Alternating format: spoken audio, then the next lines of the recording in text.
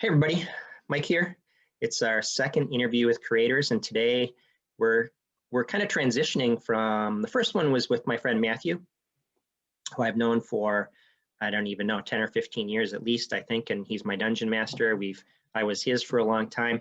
He has been putting out PDFs and books for I don't know more than 10 years.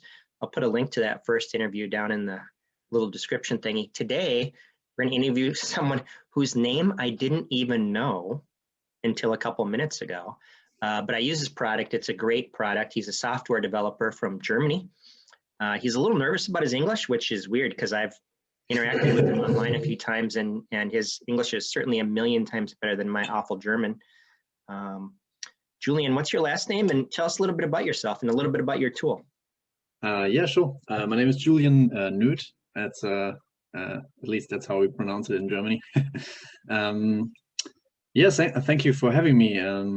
I am developing a tool to create maps for Dungeons and Dragons and other RPGs. I had the idea about 3 years ago, I think. Yeah, it's a little over 3 years ago actually now. And we were playing Dungeons and Dragons with a group of friends, and we really got into the hobby. And I saw these awesome animated maps and tried to make some of my own, which was very time consuming. I had to pay a lot for all the assets, and I tried to make them in Unity, and then I thought, hey, there has to be an easier way. Why do I not just make a software that lets you create maps and takes all the work from you and makes it as easy as possible? And so one day you just got up and said, I'm going to write something. Had you ever written anything in Unity before? No, not in Unity, but I studied software engineering, and yeah, so I have a little programming experience, but this is definitely the biggest project I've ever worked on. Yeah. So I bought your tool at the same time I bought two other tools, which are comparable, but a little bit different, right? So I also bought Flowscape, which maybe has more assets, but it doesn't have, I don't have as much control over it as I do with yours, and the interface is a little annoying for me. And then Game Master Engine, which today went early access on Steam. Your tool is a lot more realistic than Game Master Engine. I think I kind of compare Game Master Engine to Virtual Dwarven Forge, where I've got pieces that I can stick together. His looks like tiles, looks like Legos. Yours makes really realistic looking maps, especially when I remember to turn off the grid. I'm just going to show one here. How do you think most people are going to use your tool? Good. How do you think most people are going to use this? Because I believe your tool can also be used as a virtual tabletop, right? Yeah, that's true. I've added the online multiplayer components 3 months ago in January this year. And yeah, so you can also play online now, but it's still the main aspect of it is still the map making, and was a big focus for me as a first part to get it done.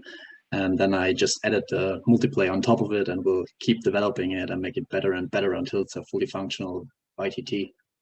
So I think, as a map maker, it's great. So we're looking at one corner of a map that I spent maybe 3 hours making, and I really finished all the components of it in maybe 20 or 30 minutes. And then I just spent a lot of time making it look a little bit better because I was entering a contest on your Discord channel. I got to compliment you for how you interact with your users on Discord. You are great at answering our questions, taking our suggestions, and just I think I've only owned the product for like a month, and just in that month I've already seen some real progress. But like, this is something I could never do in Dungeon Draft, which is a top-down thing only, which is a great map making tool for top-down maps. But this perspective, I could never give.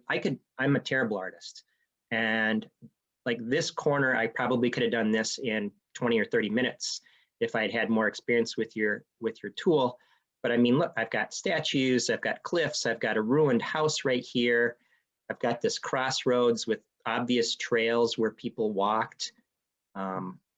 this would be really hard for me to describe like this to my players, but I could show this to my players and say, this is what you see, what do you guys want to do now? And then I have a top-down version of this map if we wanted to move tokens around and put it in Foundry or Roll20 or one of the other virtual tabletops.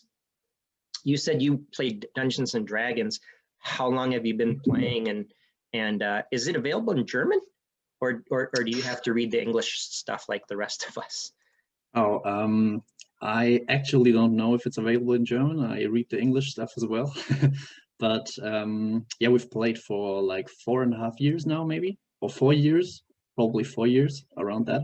Okay. And yeah, we didn't stop until now. Like we still play. We didn't stop at all. How do you use your maps? Do you put them in another virtual tabletop, or do you run them in your tool, or how do you use your maps today? We actually use them. We still play in person. Okay. And well, actually, with the whole situation right now, we did some online sessions as well, but the multiplayer wasn't ready when we did that. So we had to. I streamed the maps and then moved the tokens myself, and they would tell me what to do. But now with the multiplayer ready, they can do it themselves. But we play with a TV on the table. Okay. And I have the laptop on my desk, and I can activate a second screen feature in Wildshape that will move the map on the TV, and the players will be able to see it and move the tokens themselves. I moved to a new city a few years ago, and then COVID hit, so I'm not playing in person right now. But if I do play in person, I'm definitely going to build one of those tables with the TV. Yeah, it's great. It's a great addition to the game. Yeah. So I think this is your job, right? This isn't just a hobby for you. This is how you're trying to make money right now. Yeah, it started as a hobby because actually I wanted to make the maps myself and then use the tool myself. And I was a student, or yeah, when I started, I was still a student, and I just finished. And yeah, I didn't try to get a job, but still trying to work on this and release it on Steam. And I have big things planned for it, and I will continue working on it. But it started as a hobby. Yeah. Right now it's on itch. When do you think it'll be on Steam? This will only take a couple of weeks because I'm still trying to get the approval, and then we're ready to go. Oh, that's exciting. Steam's just a bigger platform, right? So how have you, one of the goals here is to give you exposure, but one of the goals is also to help other creators. How have you tried to build an audience or get the word out? Have you spent money on advertising in Germany or any place else, or how have you been getting the word out about your tool? Yeah, I mostly used Reddit posts because actually when I started, I made a map with a waterfall and some plants around it and a little lake. And I posted that on Reddit. It went crazy big. The people really liked it, and I had some great feedback. And then I started doing Reddit posts, and yeah, I made some posts on Facebook every now and then, but Reddit was the main source of drawing people in. I found it on YouTube. I was searching YouTube for 3D map making tools, and your tutorials came up, and which I think are great. I know you're working on updating. I know you're working on updating them right now. When you do the Steam release, are we going to get a bunch of new tutorials, and how do you think that's going to go for you? Yeah, there was some people who reached out to me that have a company that do voice acting and stuff like that, and they offered me to help with tutorial videos and some trailer videos, and then we agreed on some partnership kind of thing where we will release some new trailers, new videos, new tutorials and stuff like that. Well, that's all exciting. A little bit more professional than what is currently out there. Well, I don't know if they need to be super professional. I think the key is they just need to be out there, right? And put them on some kind of release schedule. So I know that every Friday or every Saturday or every Tuesday, I'm going to get a new map from you or something like that. I'm just glancing at my phone here to see what questions I said I was going to ask you. So what do you think what are your goals? Do you really want to make a VTT? Do you really want to make a map making tool? Do you want it to be used however people want to use it? What's your long-term goal for this? Also, yeah, I know you asked the question before and we kind of skipped it. Yeah. So the people use it for all kind of things. It has been really amazing what the guys on the Discord posted, and there were people who just like to make maps. There were people that make it for D&D. There were also people who made some games, like some tabletop games or software games themselves, and then used the tool to make cutscenes for it. And there are many use cases, but the main goal, I think, is making maps and playing on them. And there's a big advantage of having one tool for map making and VTT, because you can just adjust the map as you like on the go. And if, I don't know, if your players destroy a bridge, you can just replace it. You can set fire to everything. There's infinite use cases to having it in one software. As in contrast. That's kind of cool. I hadn't really thought about that, right? Like if my players actually, one of the maps I made has a bridge that crosses a chasm, and it's actually for a product I sell on DM's Guild, and I'm going to be putting it out there, but I hadn't thought about when we're actually playing, when they destroy the bridge to keep the dinosaur riding halflings from getting across the valley. I hadn't really thought about just using the tool to erase the bridge or damage the bridge or put fire effects on the bridge. That's a really cool idea. Especially the feature of the object layers will come in handy, because well, I'm gonna tell you a story about how we played. Yeah. A friend of mine was DMing for us, and we played a little one shot. Like, he prepared something and he was new to it, and we just wanted to have a good evening, and he used my tool for it, and we used a TV table. And then there was this cave we entered, and there was this river kind of thing, and we were getting a boat to cross the underground river, and then he pressed a button, and an object layer turned on, and everything went on fire. The whole map suddenly was on fire because of this magical enemy BBG dude who just wanted to stop us, and it was so mind-blowing. It was really amazing, and I would never have thought of it doing something like that. Like, he just placed fire everywhere and then turned it on by turning on the layer. It was really cool. That's a really cool idea. I know that you're adding objects and that sort of stuff. What is it really expensive for you to add the different objects that we can use in your tool? And I know that you and I chatted a little bit about object import the other day. Do you have like a go-to site you'd recommend someone like me finding objects if I want to import my own objects? I will start with the first question. Yeah. I'm getting all the assets on the Unity Asset Store. Unfortunately, I don't have a team behind me to make my own assets, which would be great. But then even making a tree could be like $50 or something. Yeah, so I'm getting them all from there, and it can get quite expensive here. But the support has been great, and yeah, I'm in the plus, in the positive money right now. Finally, it wasn't always the case, and I spent a couple of $1,000s already.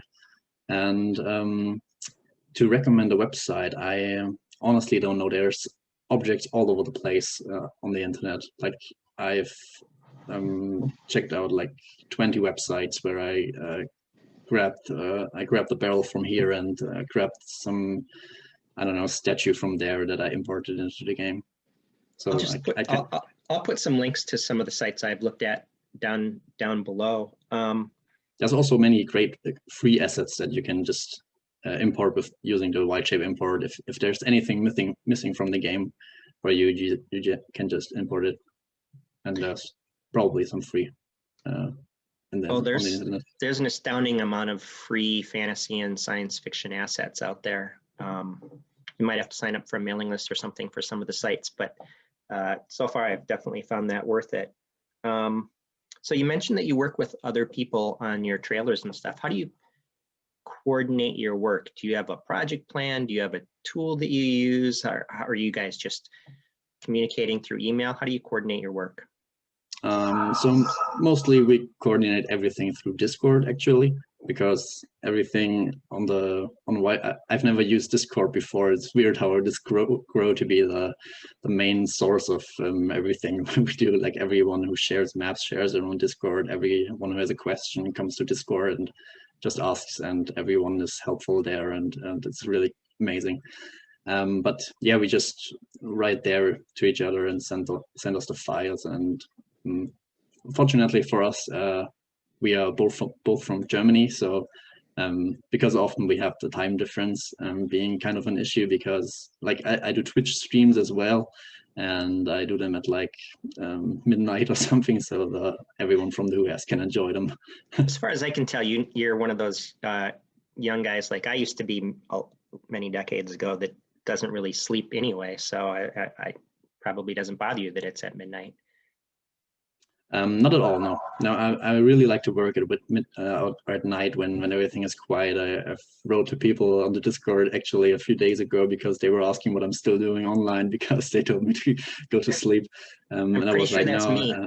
I'm pretty sure I tell you that all the time. I'm kind of a dad sometimes that way. So what advice would you give to somebody who wants to start creating an asset like a piece of software like you're doing? That's tough. I would do a big research on how I would approach it. Like I just started in Unity, and it was, for me, there was no real question. I read there's Unreal Engine and there is Unity, and I tried both of them out for a couple of hours or a couple of days, then decided on Unity. But I think there's big differences that I came across when I developed more and more. I found out that, oh, this thing works in Unity and this thing only works in Unreal Engine, and this thing works in I think there's Godot and some other engines. And yeah, it depends highly on the use case, on what you want to do, and then that's the first big step that you have to do, and then just follow your passion. Do you have a project plan or release schedule, a task list? How do you keep track of all of the, I don't know, dozens or hundreds of suggestions that we make on your Discord channel? I used to write them all into an Excel file where I would cross out which one I had done, and then yeah, add all the new ones. But I also added them to the Discord recently, so people can look through them. And for schedule, I don't know, I just program stuff, and when it's done, it's done. I couldn't really, like, for example, for the multiplayer, it took way longer than I would have expected because I have never done networking, and I had to get into it, had to learn stuff, had to see how you could use it. And then I would just tell people, hey, I think it will take 2 months, but maybe it's 3, I have no idea. And I'm working on it every day. So I couldn't do more. Even if I wanted to release it 2 months earlier, I couldn't possibly do it because I already work as much as I can. Well, I appreciate you taking time out of your busy schedule to do this. Yeah, sure, of course. Your answer was, I mean, I used to work in information technology. Your answer was very much a developer answer, not a product manager type answer. I used to do product management and product ownership. So I often would butt heads isn't the right word, but there were a lot of conversations between me and the developer types about how we prioritize the work and all of that kind of stuff. Yeah, of course. If there's multiple people working on a project, you kind of have to have a schedule, because they have to orient, or maybe that's a German word. They have to see when are people ready, so I can develop the next thing and stuff like that. But I'm as of right now, I'm a solo developer, so I can just decide today I want to work on this, and the next day I want to fix bugs, and then I want to keep working on the UI for the next 3 days or something like that, and then I have to decide which comes first. But I can do it myself. Yeah. What did you, when you first put it on Itch, which I think is actually a pretty cool platform, What kind of steps did you have to go through? Is Itch just kind of more open than Steam and it's easier to put stuff out there? Or, what would you tell somebody who's like, hey, I have this cool game, I'd like to get it on Itch? Yeah, so the difference is mainly that you don't have to pay an entrance fee, I guess, and that it doesn't take that a big a cut. Steam is quite expensive in that regard, actually, but you have a way bigger user base, I guess. But for Itch, it's really great for indie developers. You don't have to pay anything. You can just upload the game, and you can even, I think you can tone down the cut Itch takes to 0. At least I think so.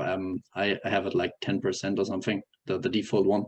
But yeah, it's a pretty great offer by Itch. I really like the website. Yeah. Yeah, I'm actually surprised. I've started to look at other games there just out of curiosity, and I mean, Steam clearly has the big user base, right? So what's the transition to Steam been like for you? What additional steps would a developer or a game owner have to think about if they were going to move to Steam? There's a lot of difference in the networking. I think you can do way more with Steam. Like they offer you a big package of functionality that Itch doesn't offer. So if you have a multiplayer game, Steam is really, really good, but there's not that much difference. They need you to want you to add all sorts of pictures and stuff like that for the shop, and then you have to have an icon and different sizes of pictures for different shop categories and stuff like that, but it's not all that different. Okay, that's interesting. In my head, I figured there would be more, I don't know, gatekeeping or something. Yeah, you have to wait for approval. That's another step too. Yeah, that's where I currently am. I uploaded the game for them to review it, and then if everything's fine, it takes a couple of days or weeks because you first have to get the website or the shop site to get approved, and then you upload the game, and then you have to get that approved. Maybe it works at the same time, but so the game is going to stay on Itch, I assume, when it's on Steam. Yeah, I'm currently still debating on whether I want to move it from Itch and just have it on Steam, but I haven't fully decided on whether I want to keep both or not. I would think that keeping is the code any different between the two, or yeah. It is? Yeah, there's different code as well, yeah. And so also some functionality that you can only use with Steam, and some functionality you can only use with Itch, and then you have a lot of Itch users that already bought the game, so I would have to decide if I want to make the Itch version deprecated and then only update the Steam version and give everyone Steam keys or something like that. Yeah, that's complicated. I haven't fully decided on it yet, but I will make the decision in a few days or few weeks. Sure.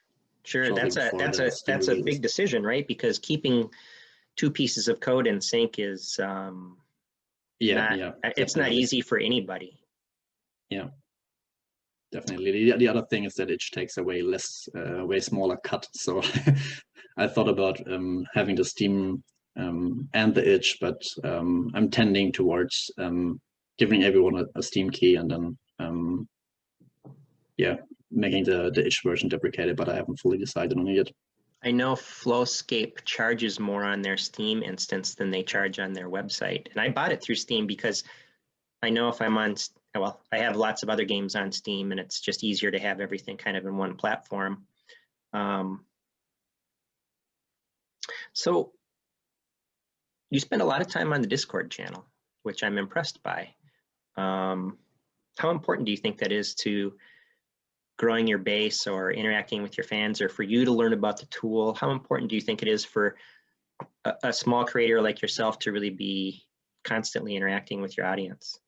I for one think it's very important. Like I have some of the best features of the game were suggested by people on the Discord. It was amazing to see people come to the Discord and say, hey, I just tried your tool and you could do this, we could do that. And I was all flames for some of the suggestions, and thought, oh, that's such a good idea. Why didn't I think of that? And then just implemented it right away. And some of these things just come from the Discord, and I think it's very important to be in touch with the community to make the best product possible. Yeah. So I also, yeah, sorry. Go ahead. I also stay at the Discord all the time when I'm programming, so I just have it open the browser just next to me while coding, so it's not that a big of a deal just to answer quick questions if they come up. I think that the whole community is really great. I mean, I've gotten a ton of answers. There's 2 or 3 real power users, it seems like, or at least 2 or 3 power users that are willing to answer questions and help other people. So I think that's a great part of the community that you've built too. And I think the longest discussion I've ever seen on there had nothing to do with your tool, but how we all dungeon master and play the game. That discussion went on for, I don't even know how many posts that was. So I think it's a great community, not just for the map making, but also just to support dungeon masters. Yeah, we have all kinds of channels. We have all kinds of channels. So I really enjoy that part too. Like we've grown into a really enjoyable and good community. Like it's amazing. Like people come up and say, "Oh, my party did this. How do I fix that?" And then other people would suggest, "Hey, you could do it this way." And then someone comes and posts a map, and then the next one, I don't know, has a question or something like that. It's really fun, or one of the best parts of the whole project for me to see the community grow. Definitely. I mean, I can tell just from your smile and your whole facial expression that you're really sincere about that, growing a community, which is great. Yeah. I appreciate that about your tool a lot, or about your interaction and the people who own it. What would you want to tell anyone either about your tool or about starting a gaming company or just anything? What would you like to tell people? Oh, I think the best part about this project for me as a developer is that I'm really passionate about it. Like I really like the tool. I like using it because I want to use it, and the use case applies to me. So yeah, that's a big plus to be as passionate about your work as I am. Like I could. Sometimes I had days where I would code 14 hours or 16 hours, and then my girlfriend told me, "Hey, you have to come to bed," and I was like, "Oh, I want to do more." And yeah, so being passionate about what you do is really important. And if you find something that you love doing, just go for it, like I did, and it seems to pay off. And yeah, that's my suggestion. Some of the I mean, if you study product management, which I did, a lot of the great products really come about because someone had a problem for themselves and they just wanted to solve that problem for themselves. You wanted to make better dynamic maps and created this really cool tool. I'll put some links to your YouTube channel and the Discord channel down there. I'll put a link to your itch page so that people can buy the product if they want to buy that. Do you, I know that you talked to the owner of Game Master Engine, Dan, I think you said his name was. I haven't met him either. How do you guys collaborate? What do you guys give each other advice on what should be in your tool, or how you like each other's tool? How do you guys collaborate? Okay, so we met first, and when we both made our first posts around the same time. So I don't actually remember who wrote the other person first, but yeah, we've been talking every other week ever since, and yeah, he's a great dev as well, and I like his product. It's more, I think it has a little bit different how do I say this? Like visually, it's a little bit different. It's more cartoony or something like that. And my program is a little bit more realistic and goes a little bit more into that category. And yeah, but Yeah, sorry. Do you give each other advice on how to do programming, how to launch your product? What do you guys? I think it's great that you guys help each other, even though your products are kind of competitors. But to your point, they have different use cases, right? And they definitely have different appearances. I can see absolutely using both in my games going forward. Yeah, we help each other quite a bit with opinions. I told him to go on itch, for example. He told me, oh, I'm releasing on Steam, you have to do this and that, and check out this link. And it explains how to upload the game or something like that. And then, yeah, we're working a little bit together, yeah. What else would you like to say? I mean, I'm obvious I'll edit this and everything. So is there anything else that you want to close with, or anything you want to make sure people know about your tool? Oh yeah. So to anyone hearing this, if you're interested in making beautiful animated maps, just come to our Discord, check out what we have got there. People have been uploading hundreds of maps already, and hopefully there will be more soon. We have challenges where you can submit maps and even vote for them and win prizes and stuff like that. And Discord is full of friendly people. You can find online groups and get advice for DMing and playing and rules and stuff like that. And yeah, if you're interested, the game will be on Steam in a couple of weeks. I will definitely make sure to post it on the Discord, of course. And yeah, we'll love if some of you guys would join the community and yeah, join the project. So what I'll say is I really like the control that I have. I think my favorite feature is that I can make a flat surface that's higher than another flat surface. Some of the other 3D mapping tools really struggle to control the relative height of two different objects. And you were talking about layers. One of the things I started experimenting with yesterday was making a roof, a ceiling in a dungeon using a floor tile from one of your groups of assets kind of in a layer, so that I could do a cut scene or something where people really feel like they're walking into a cramped dungeon room that maybe isn't as tall as they would like it to feel. And then I turn that layer off and we can do a top-down view or a almost, what's the phrase? Or other view. My brain just don't look at me. I don't know. You know, or other view of the same thing without having to go to another map, right? I can just remove that top layer off of there, and there's the underground dungeon. And I just started experimenting with that yesterday because, as you've said, you know, the tools that you guys are all using are really bad at roofs for that kind of thing.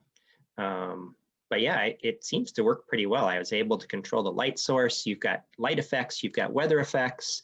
I can't wait to use this in a game where I say there's a blizzard and I turn on the snow and I set it to blizzard and I set the wind to, I think, what's your highest wind? Wow or something. I can't even remember what it is. I think it's whoosh or something. Yeah. Right. That's still a relic from the early stages. It just cracks me up that's the word that you chose. I can't wait to use it that way and really just set the stage in the players' minds.